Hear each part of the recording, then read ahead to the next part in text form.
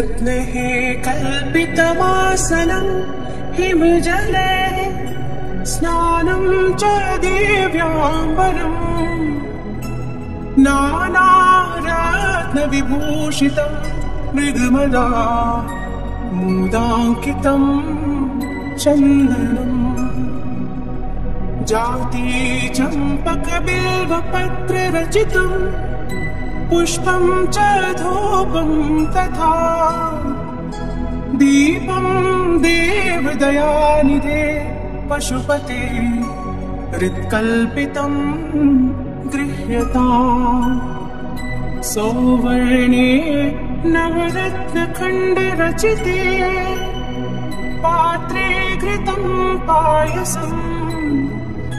भक्ष्यं पञ्चविधं पयोदधियुतं ब्रह्माफलं पानकम्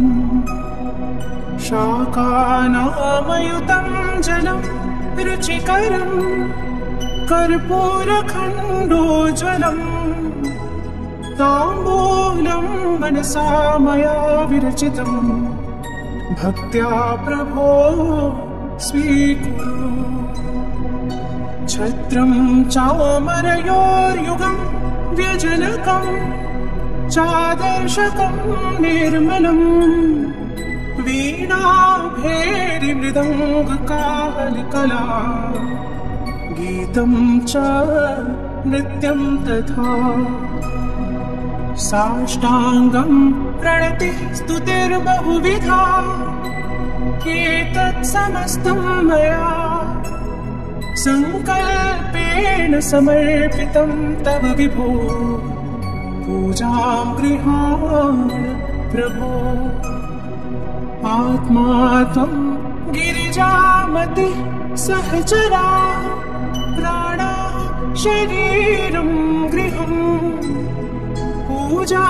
ते विषयोपभोगरचना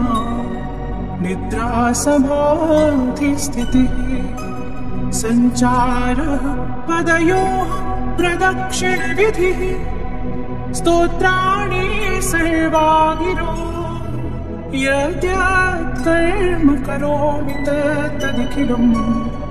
शम्भो तवाराधनम् करचरणकृतं वा कायजं कर्मजं वा श्रवणनयनजं वा मानसं वापराधं विहितमविहितं वा